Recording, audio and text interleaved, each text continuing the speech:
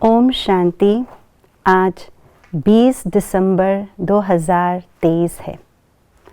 अपमान और अभिमान की जो भावना है उसे समाप्त करने की सहज विधि क्या है, आज का स्लोगन बता रहा है। सुनते हैं आज का विशेष स्लोगन। दृष्टि में रहम और शुभ भावना हो तो अभिमान व अपमान की दृष्टि समाप्त हो जाएगी।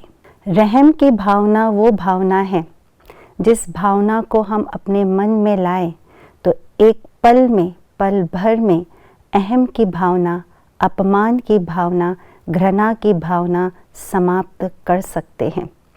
क्योंकि रहम की भावना बहुत ऊंची भावना है। जिस तरह से ऊंचे पहाड़ पर खड़े होकर या ऊंची बिल्डिंग में खड़े होकर के जब हम नीचे के नज़ारे देखते हैं तो सब कुछ स्पष्ट नज़र आता है और छोटे छोटे नज़र आता है।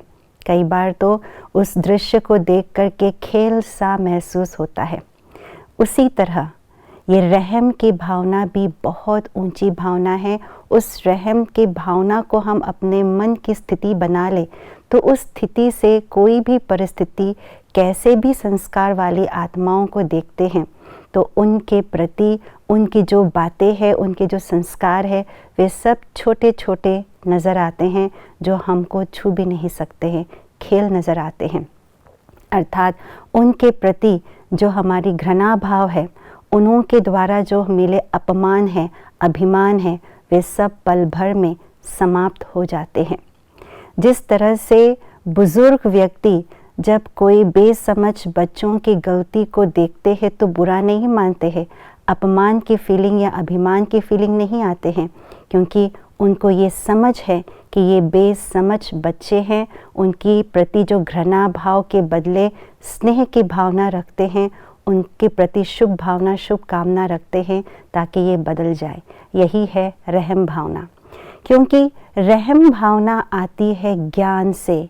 ज्ञान माना समझ, और समझ जो होती है वे सब कुछ समझ में आता है कि ये क्यों हो रहा है, कैसे हो रहा है।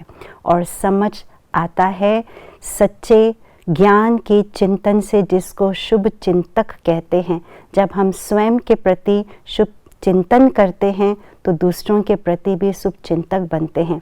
तो ज्ञान की पराकाष्ठा से रहम की भावना आती है, और जहाँ रहम की भावना है वहाँ पर पल भर में अपमान, अभिमान, घृणा भाव सब कुछ समाप्त कर सकते हैं, समाप्त हो जाता है। ओम शांति।